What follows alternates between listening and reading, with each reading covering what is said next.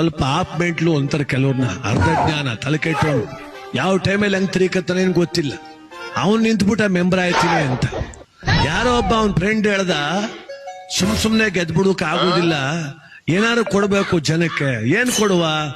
ಏನಿಲ್ಲ, ಎಲ್ರು ಬಳಸುದು ಒಂದೇ ಈಗ ಕುಕ್ಕರ್. ಎಲ್ಕ ಒಂದೊಂದು ಕುಕ್ಕರ್ ಕೊಟ್ಬಿಡು ಗೆದ್ಬಿಡ್ತೀಯ ಅಂದ. ಇವನು ಕುಕ್ಕರ್ ಹಂಚ್ಕ ಬಂದ. ಇವನ್ ಆಪೋಸಿಟ್ ನಿಂತಿದವ ಪ್ರಳಯ ಅಂತ ನನ್ ಮಗ. ಅವನು ಇವನು ಕುಕ್ಕರ್ ಕೊಟ್ಕ ಬಂದ, ಅವ್ನ ಎಲ್ಕ ಬೆಳೆಕಾಳು ಕೊಟ್ಕ ಬಂದ್ಬಿಟ್ಟ. ಇವನ್ ಕುಕ್ಕರ್ ಅವ್ನ್ ಬೆಳೆಕಾಳು ಬೇಯಿಸ್ಬಿಟ್ರು ಎಲ್ರು. ಕುಕ್ಕರ್ ಕೊಟ್ಟಿವ್ನಿ ಹುಷಾರು ಅಂತ ಇವನು.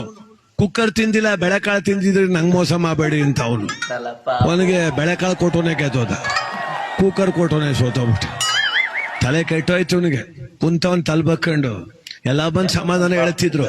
ಅವ್ರ ಚಿಕ್ಕವ ಬಂದ್ಲು, ಲೋ ಮಗ ನಿಂಗೆ ಬುದ್ಧ ಬೇಡಲ್ಲ, ಲೆಕ್ವಿಲ್ದಂಗೆ ನೀನ್ ತಾನೆ ಹಂಗ ಹಂಚುದ್ಲ. ನಮ್ಮೂರವ್ರು ಒಳ್ಳೆಯವರು ಅಂತ ತಿಳ್ಕೊಂಡಿದೀಯ ನೀನು. ನಿಂತಾವ್ ಕುಕ್ಕರ್ ಇಸ್ಕೊಂಡ್ ಅವ್ರಿಗೆ ಓಟ್ ಹಾಕ್ಬಿಟ್ರಲ್ಲ. ನಮ್ ಮನೆ ಪಕ್ಕ ಚಿಕ್ಕ ತಾಯಿಗೆ ಹಾಕ್ಲಾ ಕೊಡಕ್ ಹೋದೆ ಕುಕ್ಕರ್. ಲೋ ನಿನ್ಗೆ ಓಟ್ ಹಾಕ್ಲಿಲ್ಲಕಲ್ಲ ಅವಳು ಅಂದ್ಬಿಟ್ಲು. ಇವನ್ ಮೊದ್ಲೇ ಅರ್ಧ ತಲಿಯವನು.